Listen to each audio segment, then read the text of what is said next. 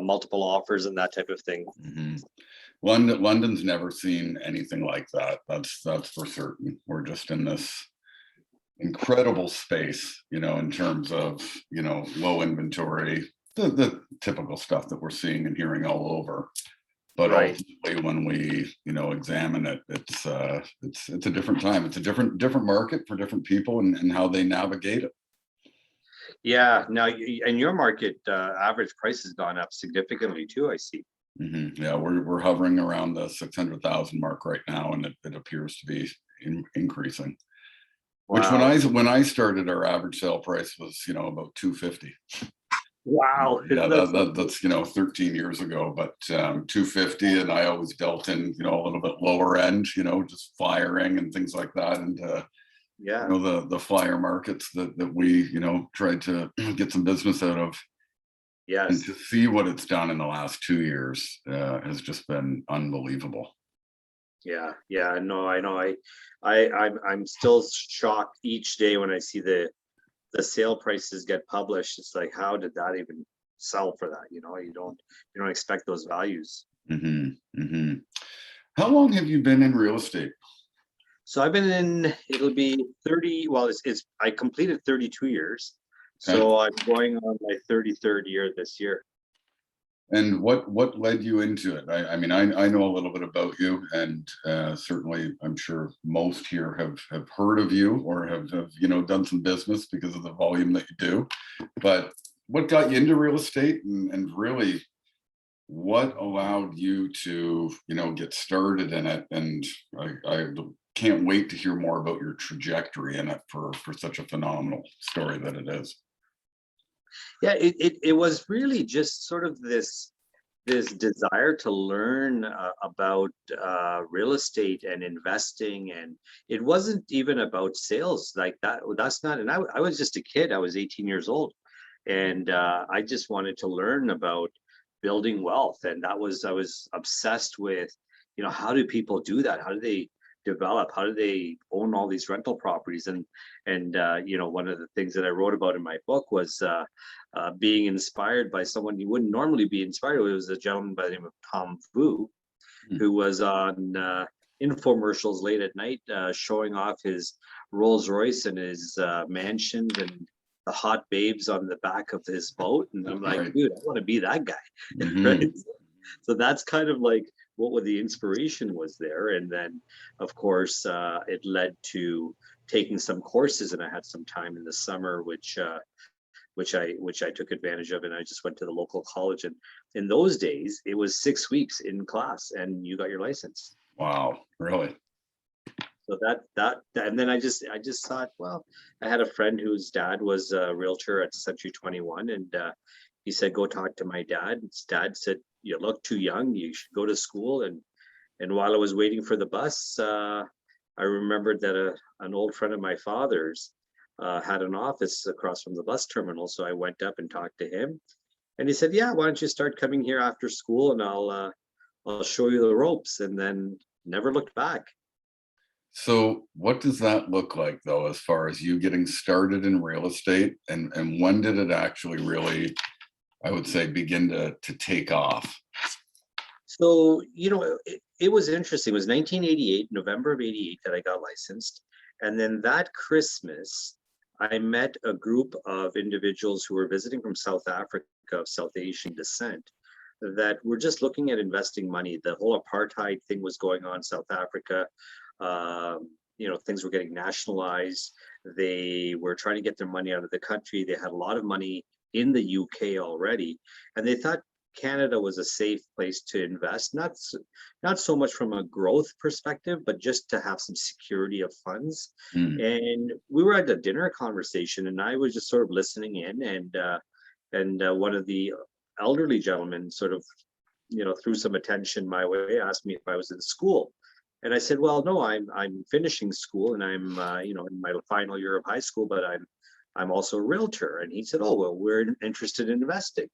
And I said, well, here's my card, and let me know if I can help you with anything. And of course, on Monday, they called and said, we're going to be in the area, and we'd like to, see what you guys have in the way of commercial properties. And developments and that type of thing. And it turned out that that single-handedly was just about a $1.5 million transaction that I did Wow. in that week. And, so as a high school student, to do that kind of business. And then another gentleman that was out of Hamilton, who was a friend of my father's, that I knew, he was, into developments and all that. I didn't really know what he did, but I was speaking to him and he said, well, if you ever, Cambridge is up and coming. If there's ever some land in that area, let me know. And I came across a parcel of land and I called him and he came down, looked at it and thought it was a great piece, and ended up purchasing that for $500,000. And in those days, to do $2 million in, they used to have something called the $1 Million Club back in those days at most of the companies. And that meant that you sold $1 million worth of real estate in the year. And, the average price in Cambridge at that time was $90,000 for a home. To do, so if you sold 10 or 12 homes that year, you were part of the $1 Million Club. And of course, I was very fortunate that I did that in my first 2 months of being in the business. And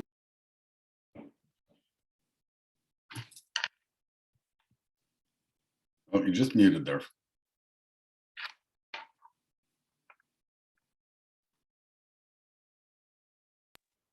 sorry, did I mute Yeah, for a second? it just muted for some reason, but you're all good now. Yeah, so sorry, I don't know where I left off, but yeah, that was my start, just starting out, and I was able to convince my parents to let me not go to university, and they were not happy about that. They're certainly very happy now, but they weren't at the time. I would think so. Yeah. So you started with C21 by the sounds of it. No, I actually got rejected by C21. Oh, you got rejected by them. Okay. Yeah, so I was disheartened, and I was waiting at. I didn't even have a car.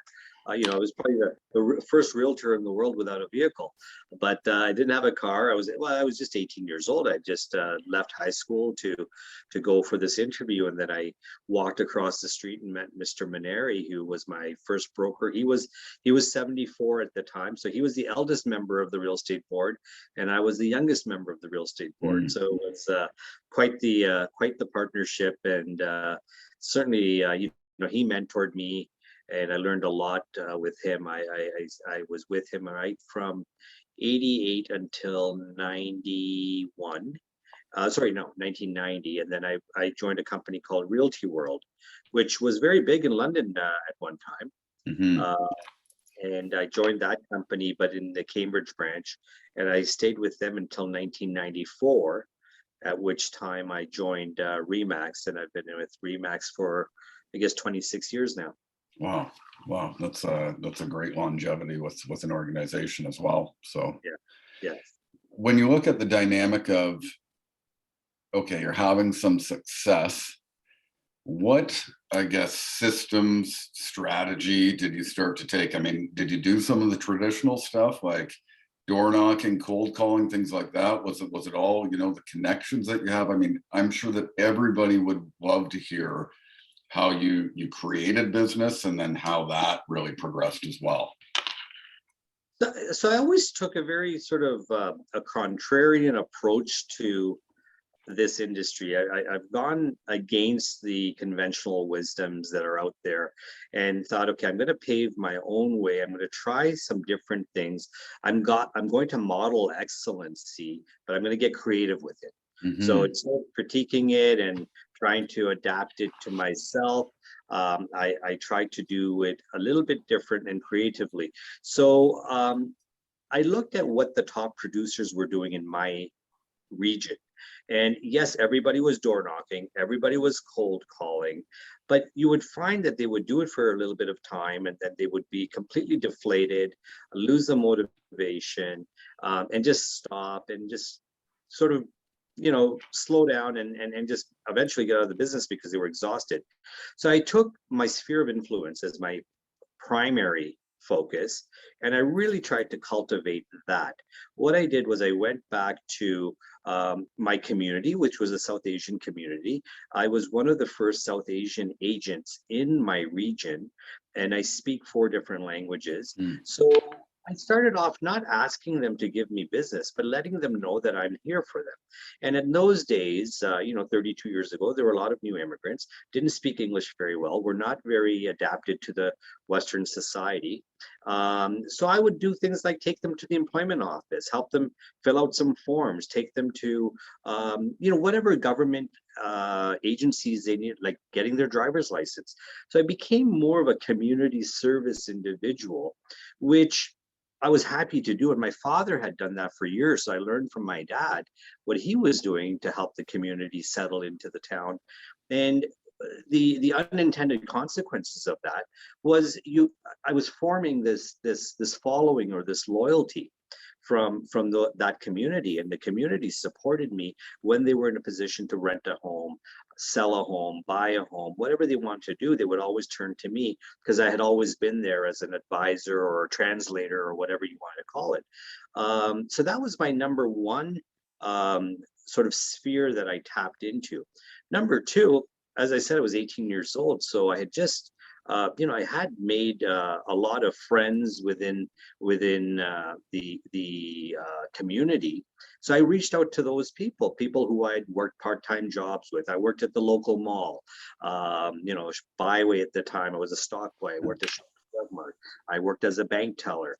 I had a little side business going there where I was printing T-shirts and caps and whatnot. So I reached out to those individuals personally and said, "Hey, I'm in real estate now," right down to my paper route. Because until I was 16 years old, I had a massive paper route, and I was known in my neighborhood as the paper boy.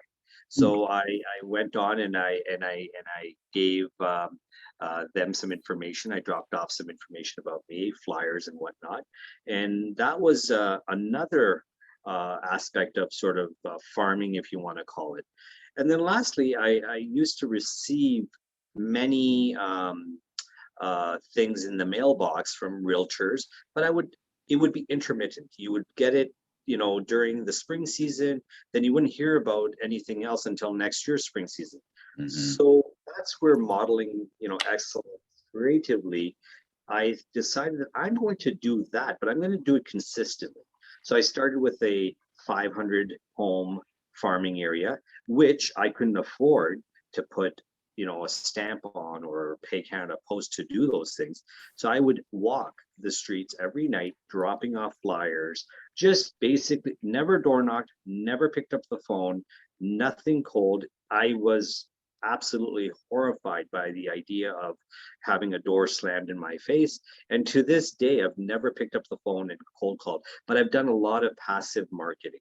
That Mm. included flyers, billboards, buses, benches, and now given social media, uh, boy, I mean, if I had that 32 years ago, it would have been a completely different story. It's a game changer, and social media has become your database, and Mhm. that's how you have to look at it today. And I think people don't realize. And I'm 50 years old. I'm an older guy. I can't believe the amount of young people today that have the tech savviness that are not taking full advantage of that, not boosting their ads, not retargeting, not engaging. And it doesn't take much. It's a post a day, but engaging and having a conversation. I still handle all of my own social media as far as engagement. The posting, I do outsource that because I don't have the time to do it, or nor do I have the knowledge to be able to Sure. do the design work. But once you have that rhythm and once you have that flow, so today's database is not necessarily what you have on your Rolodex. It's what you have in your circle and how you engage. And it's not taking the lazy way where you wait for that every third month to send out a newsletter, or you have that scheduling. It's in real time. Everything's in real time. Mhm.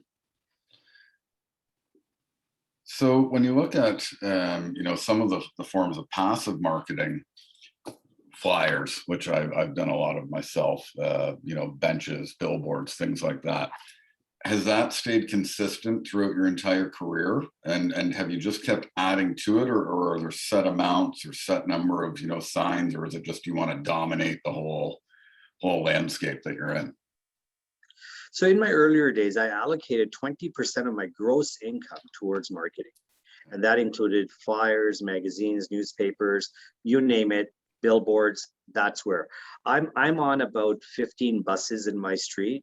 Sorry, in my city, on the back of the buses. So it's that passive marketing. You're sort of top of mind. It's like that elevator music. It's in the background, not enough to annoy you, but it's there. And when you can pay attention to it, you will, and you might think about it. So you want to sort of be everywhere. And that's one of the things that I ask my sellers or people that call me is, how did you hear about me? And the response I often get is, you're everywhere. So I've got a big sign at a massive sign at this local arena, the buses, the billboards. Now, as far as flyers, I've 100% stopped all print advertising as of 3 years ago. So there's no more print advertising. I found that it was very effective until I got my social media following up and running. And now I can target the audiences that I want. And the key to social media marketing, again, and I've said this before, is engagement. You see a post come up, it's very important that you take the moment to like that post or engage with them, because we are a sort of a driven audience Yes. now, and we want that affirmation from people that we're being listened to, or we're being acknowledged, or they exist and we are paying attention to them and we haven't forgotten them. And this is such a powerful tool that we have now, where I can go through my feed every day and at least make a comment on 20 or 30 of my clients or friends daily, and they know that I'm thinking about them, I'm engaged with them, I'm complimenting, when little Johnny gets the goal at the soccer field, and they know that you're still part of their community. What about the online lead space? Is that something that you've ever really focused on? Generating leads, websites, user registrations, things like that? Yes. So the caveat there is, choose wisely and don't register yourself with every lead gen site that knocks on your door. So there are a few lead generation sites that I believe are useful. And we've heard of them, and I'm not trying to promote any of them, but Bold Leads is one of them, where you're paying a monthly fee to get those leads coming to you. Now, they may have come to you anyways. They may have Googled your name and come to you anyways. However, you're paying the fee. It's a form of marketing. So something like that, I do encourage. Using Facebook ads, Instagram ads, very important to do as well to generate those leads. Then there's the referral type of lead, where you're getting more of a solid lead, an appointment, or a request for an appointment. The reason why I say be very cautious in how you align yourself with those lead gen companies, they're collecting a 25% referral. Now, if you sign up with 10 of them to get a 20, and then you end up getting a 25% referral, remember, if you're not prominent on your Google search, and if you're not placing at a high level, those lead generation companies are going to get that inquiry before you will. So if they're typing in Ryan Hodge, and you've registered with many lead generation companies, chances are they're not going to land on your web page. They're going to land on the lead generation web page. Now, even though they were looking for you, you're going to pay a 25% referral to the lead gen company, because that's where they landed. So I make a point of not getting lazy on that and making sure that I'm optimizing my social media and my search engine is optimized, that there's constant videos and blogging and engagement and fresh information being circulated, so that I'm prominent in those searches and not just sort of somewhere down the line. So when they type in, like as soon as someone starts typing in Faisal, I want my full name and my website to pop up in the Google search. And I've asked people to do that once in a while to see if where I'm placing, and it is still coming directly to my web page. Now, when they type in top agent Cambridge, top agent London, Mississauga, if you're aligned with some of those lead generation sites, chances are you're going to land on those pages because of the keywords that one is using. When you know, look at SEO, is that something that you pay to have done, like outsourced, or is it something that your admin or staff do for you? No, so I have a social media person that does that for me. Okay. Um, I find that, you have to be careful with the outsourcing because, it'll be a call center somewhere outside, possibly in India or wherever it is, that is doing that. But it could just be a bunch of information that's just being put out there and they're trying to optimize it, but it's not genuine, it's not real, there's no engagement. It's just click, click, click, and it's got to be genuine because the algorithms on social media, Google identify. So that's why I don't buy followers on my Instagram feed or postings because when you're buying followers, that's not genuine content. That's not genuine likes. That's not genuine engagement. So you're not going to place very high when you start sponsoring those ads. And what you want is organic engagement, not paid engagement. In the beginning, my budget for Facebook and Instagram was probably somewhere around $2,000 a month. I'm down to less than $500 a month because my organic engagement has increased so much now that the paid advertising isn't required as much. Wow. And when you talk about the organic, is that off of your business pages or your personal? So I've combined my business and personal as one, and that's Okay. the other thing. I'm a real proponent of this because people want to know who you are. What are you into? What is your lifestyle? How can they relate to you? And if you're not relatable, if everything you post about is just business, you're not really humanizing yourself. You're becoming just an object. And it's so important to, there is personal content that I like to post, but not too often. These days we're not really out social, so there's not a whole lot. But if I'm on the ski slopes, I'll take a picture with my son or my family and post that. If it's someone's birthday, I'll post that.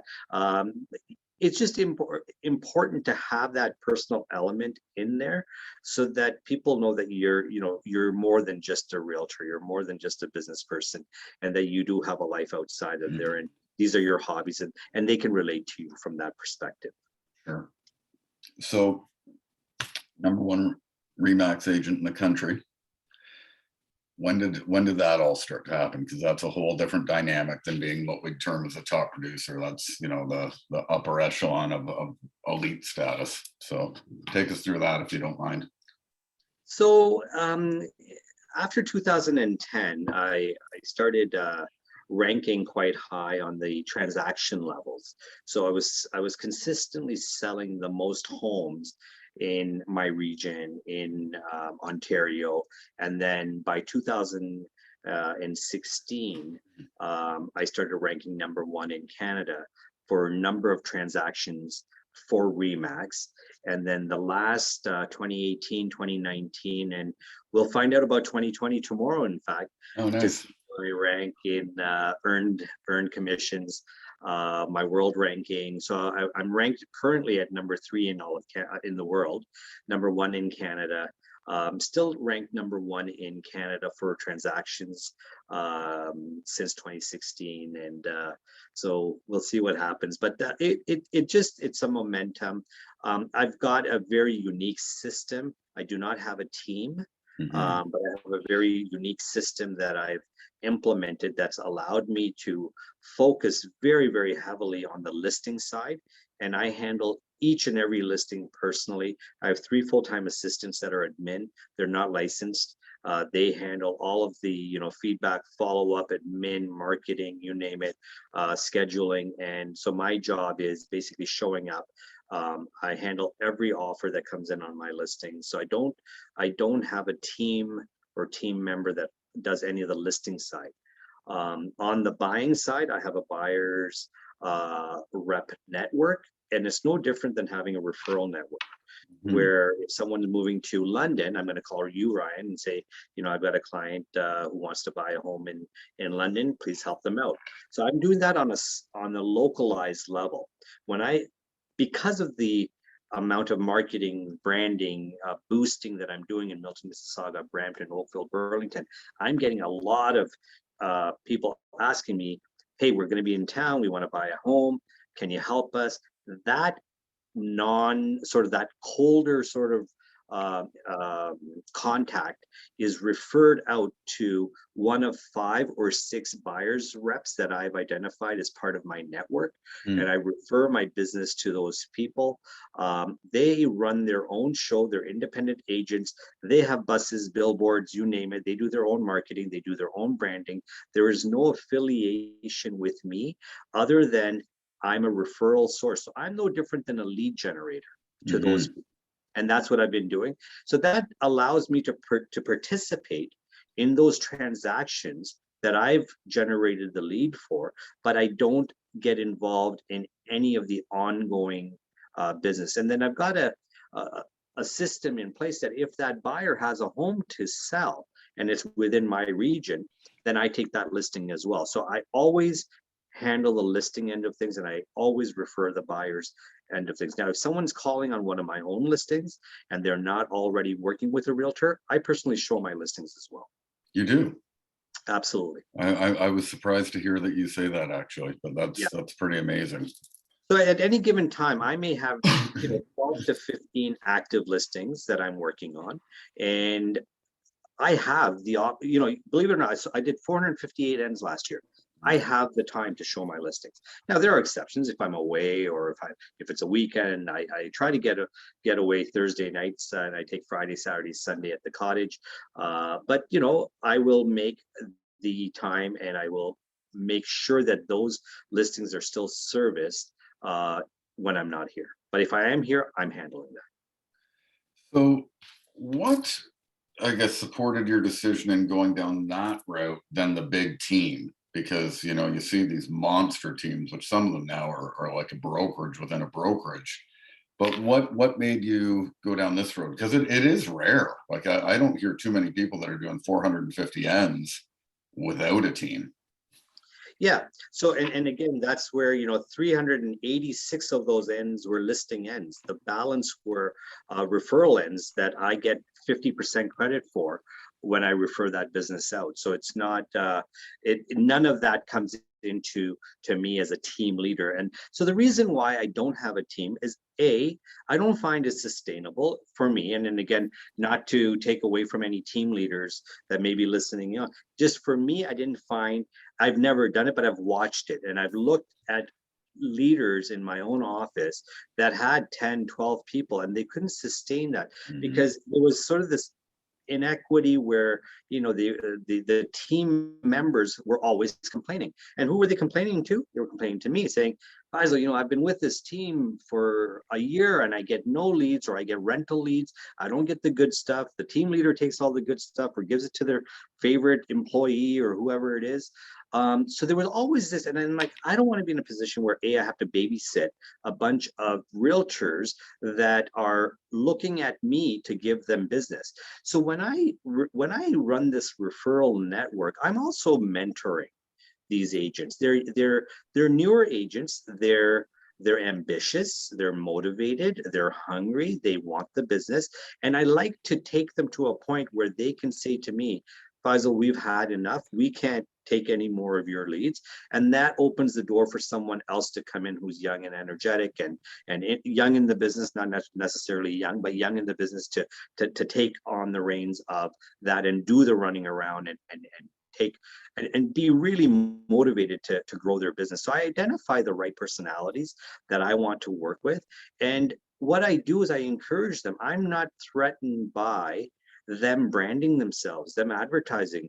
I have one of my buyer's reps that I refer a lot of business to has a billboard on the flip side of my billboard. Hmm. So I don't look at it as competition. I look at it as compliment, where I would rather help them grow their business because while I'm referring business to them, I'm also helping them finance their branding. And when they get to that point, then I can pass it on to someone else. Wow. When you look at that dynamic, and I've been through the ups and downs with my own teams, and I fully agree on sustainability. It's really, really challenging. What have you seen emerge? Are you seeing some that do have that high level of success and can make it all work, or is it just ongoing? Because from everything that I've seen, everybody that I've spoken to, interviewed, colleagues, whatever, They indicate that the average turnover for a team member is about 22 months. That And, sounds and about right. and that's one of the greatest challenges that I ever had with really wanting to keep going on the team dynamic, because all that time, energy, money invested, and then they're gone. So to that point, my average buyer's rep that I refer business to has been with me for 8 years. So I started that in 2012, and those buyers reps are still with me, and they're doing very well. They're doing around 50 to 60 ends a year. And they're still happy to take the business, because what they've identified is that there are seasons in which there's a lot of business that's going to come to them organically through their spheres, but there are seasons when they're not going to have that, and when they don't have that, they're really looking at, you know, as an agent, I'm happy if you call me right now, Ryan, and say, Faisal, I've got a listing in Cambridge for you. I'm going to take that listing. I'm going to happily pay you the referral, because I'm not going to turn away that referral source. And that's why these agents are happy to take that. But they also don't ever come to me and whine about, hey, why haven't you sent me a lead? Why haven't you sent me a referral? Because they understand that, you know, I have a very stringent policy. I have a contract that I ask them to sign.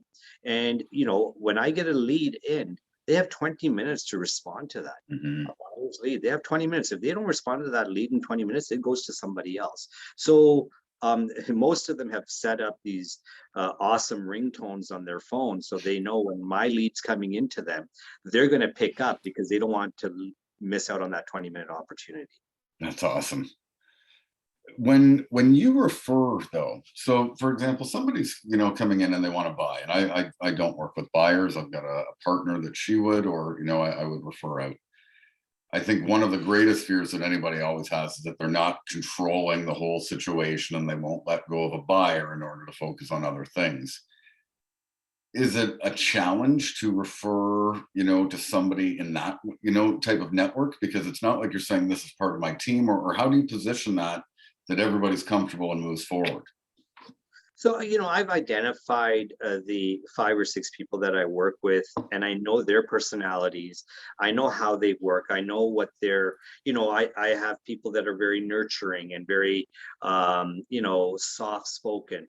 Then I have people that are, very charismatic and just, gets along with everybody. So, there's different characteristics. And I think it's important that even in a team environment, you have to choose. I have some people that are a little bit older. I have some people that are a little bit younger. I have 2 males that I refer to, because certain ethnicities prefer to work with males, certain ethnicities prefer to work with females. So you've got to sort of look at, we are sort of making a judgment call when that lead comes in. So I Mhm. identify based on, now I may take the call, or I'll read the email that comes in, and I'll identify what the person's needs are before so I do vet the lead Mm. before I send it out to somebody.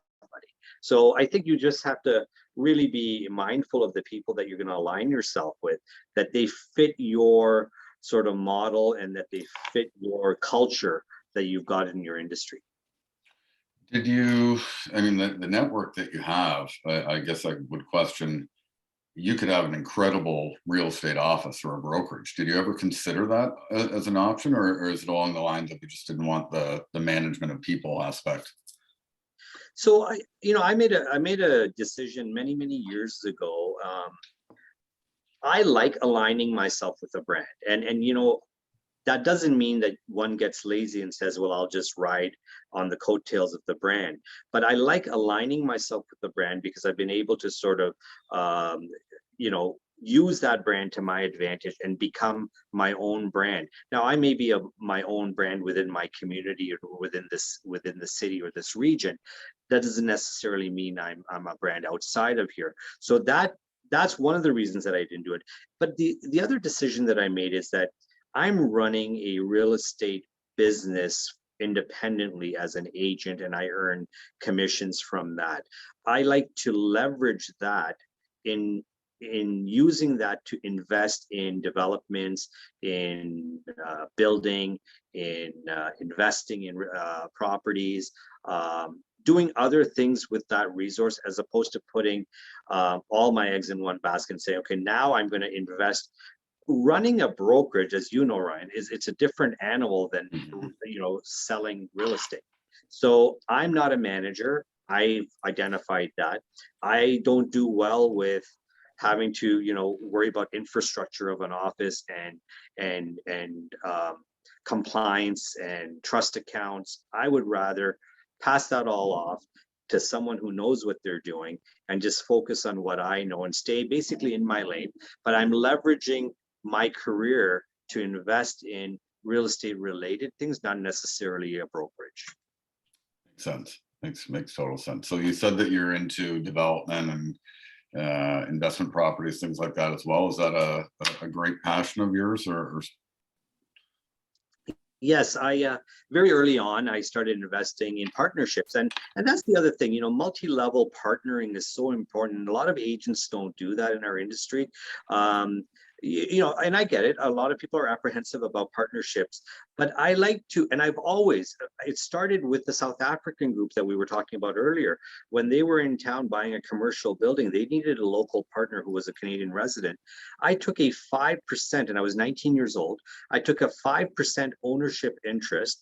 3% of that came from my commissions. I didn't even know about property or income tax at the time, so I had to cough that up a little bit later on. But 3% of that came from my income generated from the commissions. And the other 2% came from borrowing on my line of credit at the time to invest 5% in this building.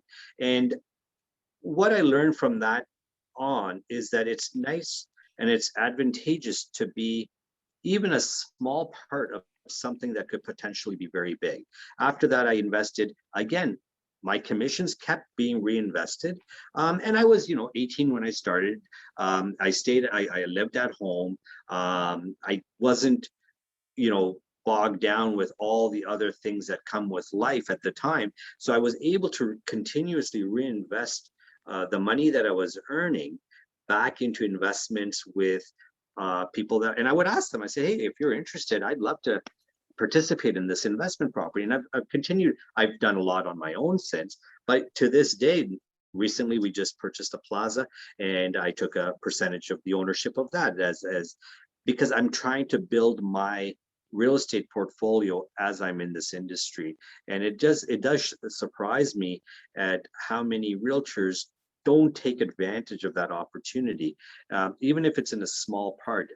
If the opportunity exists, because at some point, we're not going to have a pension, and these properties are going to go a long way in paying for our retirement.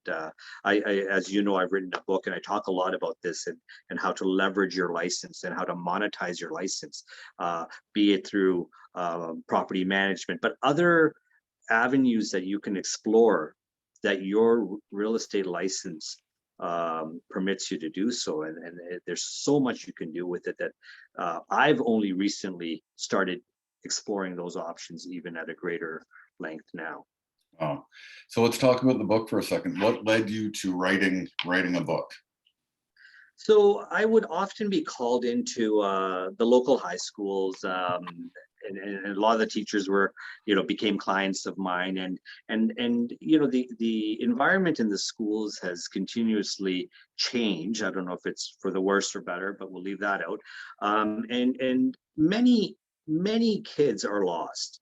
I would say that I was very lucky that I sort of knew what I wanted to do and I was determined to do it and I followed my path. But not everyone is set to go to university, get an education, Yeah. get a degree, and then get a job and work for someone. There are many people that are just looking for something else and they have the sort of the mindset to do something, and they need some sort of mentorship or coaching. So many years ago, I started doing that with the high school that I actually went to, and I would do speaking engagements there, and one-on-one, and bringing co-op students in, and just trying to, and usually it would be kids that were really lost and needed some guidance, and it was one of the things that I actually enjoyed doing. But one of my teachers at the time said, you should really write about your journey and more to inspire young people, even just to tell them, look, you came through, and I came through a very difficult childhood. A lot of, things, unfortunate things happened. My father lost his right arm in an industrial accident Wow. 3 years after we moved to this country. So my mom worked in a factory just to make ends meet for us. So, there were a lot of, hardships that we faced. And to be able to sort of come out of that and pass through the things that I went through, and sharing that journey, I thought would be a good inspiration to some people, young people. Part two of that was, I wanted my, I don't sit down with my kids and tell them the whole story and that type of thing. And I thought, it'd be kind of a nice thing to do, leave a legacy for my children, to read about, hey, dad's journey, how he got to where he is and what he did. And then often I would get realtors calling me, asking me to, sit down with them, talk to them, share my strategies. So I decided that, I'm going to write a complete book. Absolutely everything I do, what we're talking about today, is all in there. All of my strategies, nothing held back. In fact, my editor said, hey, you're saying too much here. You're giving away all the secrets. And I said, no, you know what? I probably won't write another book. So I like to put it all in there once and for all. And so it's got business strategies, it's got investment strategies. I talk about a lot about financial literacy for youths. I also talk a lot about investing for your future and retirement. And it's not only for investors, but it's also a good guide for realtors. And look, it's just my experiences. I'm not by any means suggesting I've done it the right way. I've done the things that worked for me, and I felt there would be some benefit in sharing that if others are in the same position to take advantage of those strategies. That's amazing. And can you refresh everybody for the name of the book, where they can find it? Sure. Shameless plug here. Let me get it here. So that's the book there. It's called The Real Deal: Journey of a Billion-Dollar Real Estate Broker. It's on Amazon, on Audible, Kindle, and there is a hard copy as well. So Amazon.ca, if you type in my name or The Real Deal, Donald Trump's book might come up as well, so don't get that one. Did you do the Audible yourself on it? I was about to. And Ryan, we were in a focus group once a month. I was taking a lot of time at the cottage, so that's COVID helped me write the book, because starting April, I really hunkered down and started writing this book and got it published by September. Wow. I was about to go into the studio in May, and then of course the real estate market just exploded, and before you knew it, I had no time. So I got a gentleman out of California who did the voice for me, and it's if you didn't know me, you'd probably think it was me speaking. Nice. It's quite a process. I did Audible for my book, and it was in the studio, but there's a dynamic when you edit a book. I don't know if you went through this yourself, but for me, it was reading the book out loud. Yes. is a part of the process that I worked with the book coach when I did mine, and you catch errors. But when you go in and read your own book in a studio, it's a challenging experience, because you cough, or like you lose your tone, they stop you. It's a process for sure. Yeah, and it's 356 pages, so I just don't know if I've got the ability to do that. One day I would love to do that. I'd love to put it in my own words, but the gentleman that read it for me, he did a fantastic job. I'm quite pleased with it. What do you do for your own motivation, inspiration? I mean, you're a pretty inspiring fellow. Obviously, anybody here that's heard this or reads your book, it is, looking to model excellency, like you said at the beginning of this. But what do you seek out for motivation, inspiration, and what keeps you going? I find inspiration in many different ways. I'm inspired by my kids. I look at my kids, I look at what they're doing, what they want to get out of life, and that desire to be more, to do more. So that from that level up, and then I look at people that are have come out of much more hardships than I've ever even dreamt of, um, making such great lives of themselves. People that have come through wars or come through, you know, droughts and things like that. And so for me, it's about just building a future that I can look back on and be proud of, but not taking away from family. And you know, I was very fortunate that I started in this business at a young age, and many of the senior agents that I was working with at that time would always say, hey, you know, the kids grow up too fast, you know, spend time with your kids and take the time to, you know, really listen to them.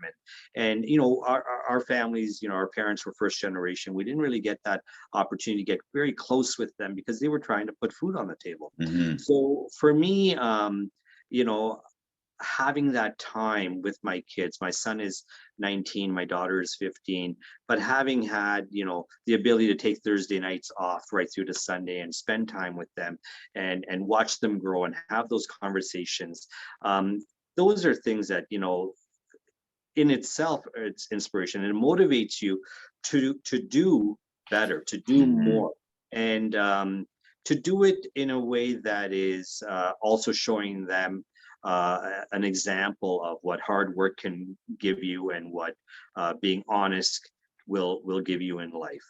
So those are the things that really I use to get inspired. I find inspiration from a lot of agents that are in the industry, and it's not necessarily successful agents. I admire a lot of the younger agents that are trying to get there, and I learn a lot. Like, you know, this is the thing. It's just when I listen to even my buyers reps and the experiences that they're having today out in the field, I never had to deal with that. I never have to deal with multiple offers and losing 31 offers before you Yeah, win it's one. You know, crazy. those things didn't happen.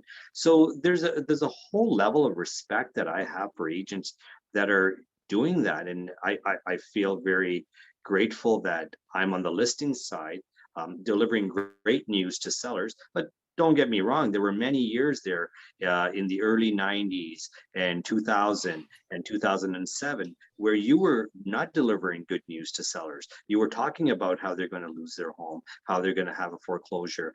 And I get beat up a lot on social media right now when I post, you know, I sold a house for $300,000 over asking. But you know, I don't get bothered by it at all, because those people who bought those homes sacrificed their vacations, their brand new cars, their, you know, luxuries of life, deserve those returns on their investment and their sacrifices.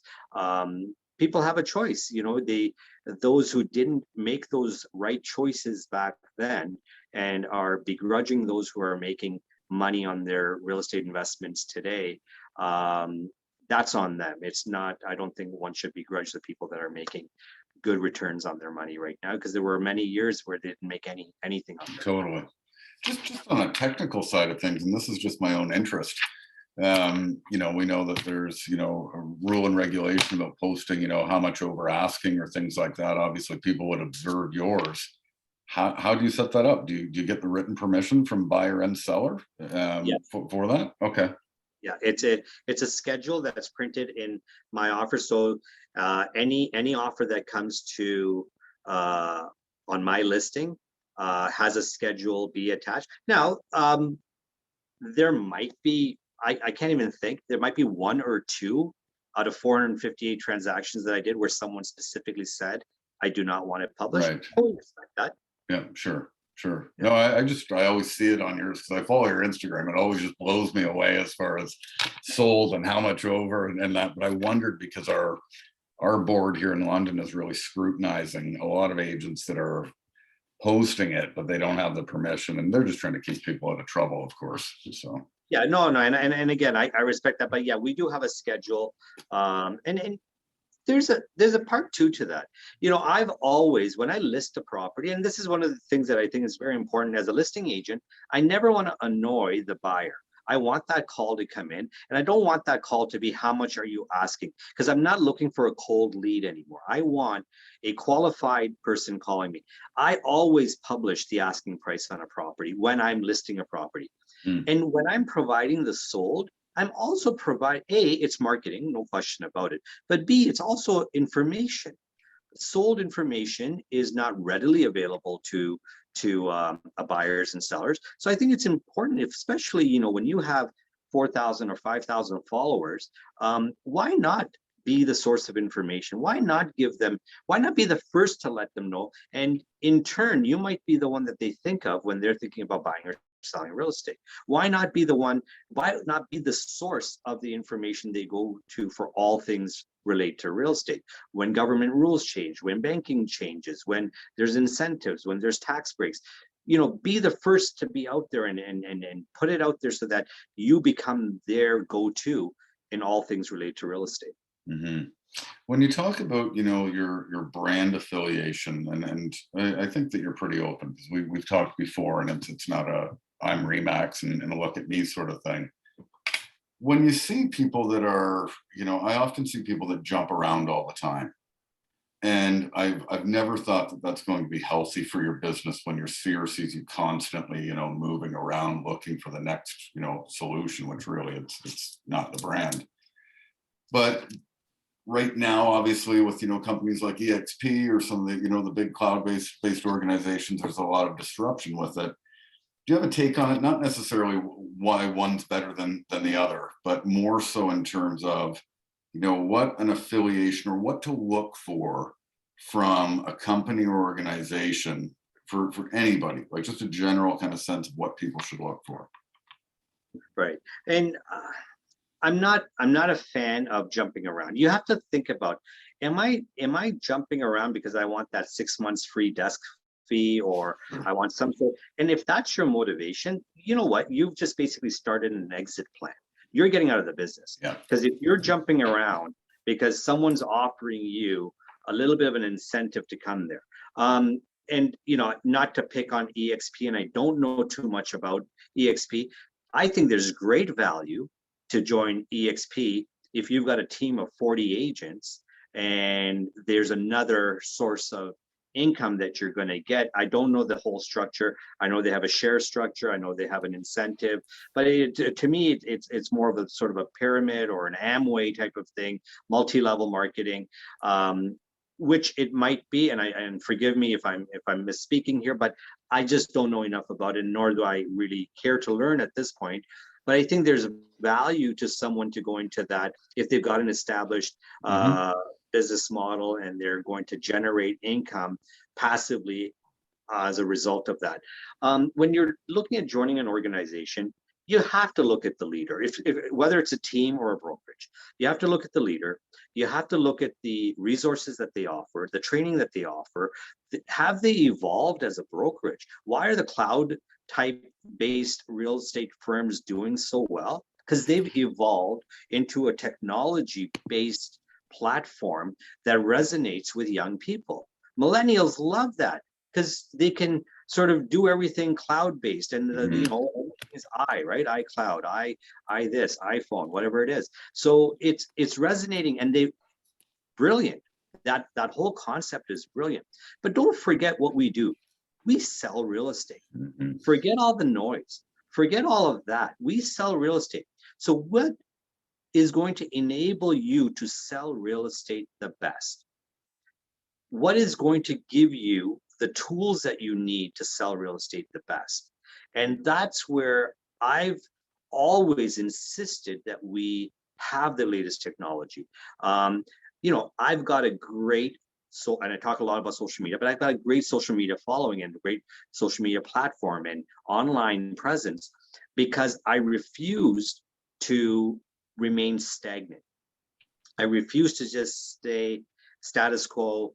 I'll just keep doing my weekly ads in the newspaper. And those are my colleagues that I started with 32 years ago in this business that didn't evolve, that didn't choose to embrace the change, are no longer in business, or they've just basically, fizzled out. So that's important. you also have to look at the power that your brokerage has, or the ability to help you get past the finish line. And what I mean by that is, disrupting the disruptors. You have this whole iBuyer platform right now, Yeah. where you get the iBuyers and wholesalers, and will buy your home for cash. Now, just imagine this: you're a young person in this business, you don't have the resources. I have my own iBuyer program that I offer anybody that wants it. It's available to them. I'm fortunate that I have the resources to do it. But let's say you're a newer agent, you don't have the resources. Your brokerage, just imagine if your brokerage offered that and said, okay, if there's ever an opportunity that you're about to lose the listing because they are willing to wholesale this to an iBuyer, come to us and we'll fund it. We'll fund your iBuyer, or we'll guarantee the sale, and we'll make sure that they get a minimum payout on that. When you offer, and when you can disrupt the disruptors, that's when you're going to succeed. And in order to do that, you have to have some sort of foundation or backing, whether it be your broker, a group of investors, or someone. And this is something that our industry it's being attacked with right now. You get those fancy handwritten email, mail in your mailbox, the post signs, and people offering the world to get you to sell without going on the market.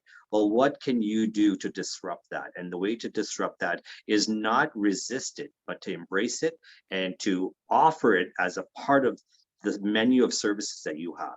Mm-hmm. So good. And there's so much of that in our market right now. And it's, and I know that they're disrupting a number of agents, because I hear about, even our agents all the time that, are having challenges with it. So this gives me a great idea. I thank you for that.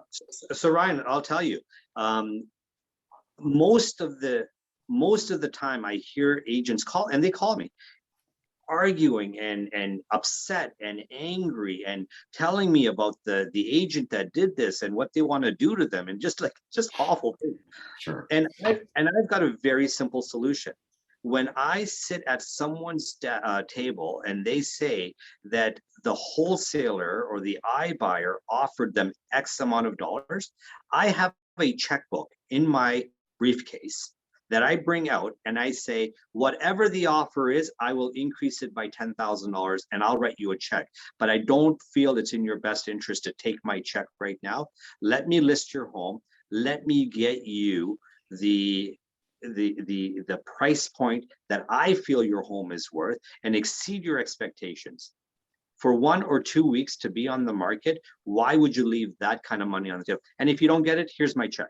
I'll write you a check for $10,000 more, and I don't even want to know what the other price was. I can tell you right now, I can give you $10,000 more, and I'm still getting a deal on your home. And that's powerful when you can do that.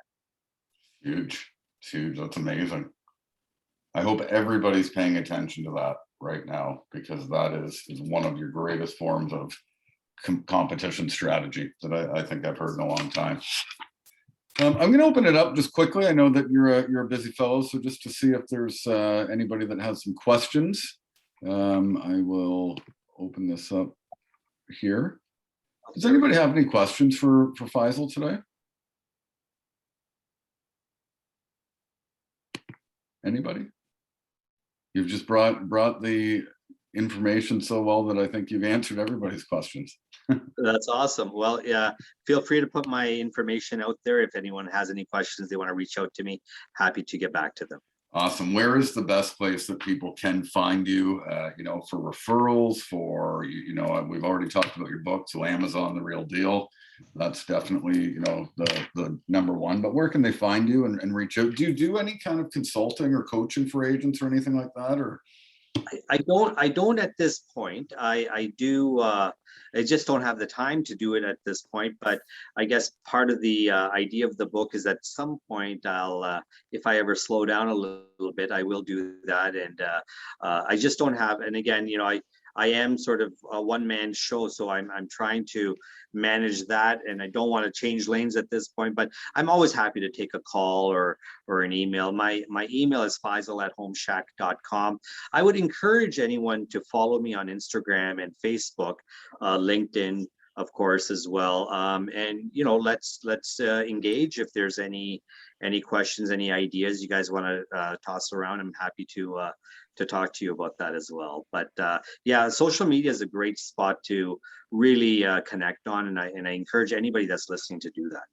So awesome. Thank you so much for your time today. It's an honor that you contribute to our organization, and just amazing. I've been so excited to connect and hear more about what you do. I've known you for a while, and I've certainly known of you for a long time, but actually hearing it is... You, Ryan, you're doing some great stuff. I watch your videos, and you've done fantastic, and your coaching is excellent. So props to you for everything you're doing and how you're mentoring and inspiring the agents as well. I appreciate that, my friend. So we'll connect. I thank everybody else for tuning in today. I will be sure to post this video in the various groups that we do, and I look forward to connecting with you next time. So thanks so much, and we'll chat real soon.